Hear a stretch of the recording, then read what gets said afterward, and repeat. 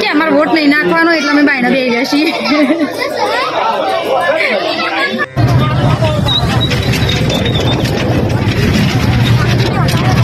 ટ્રેક્ટરમાં ક્યાં જઈએ છીએ?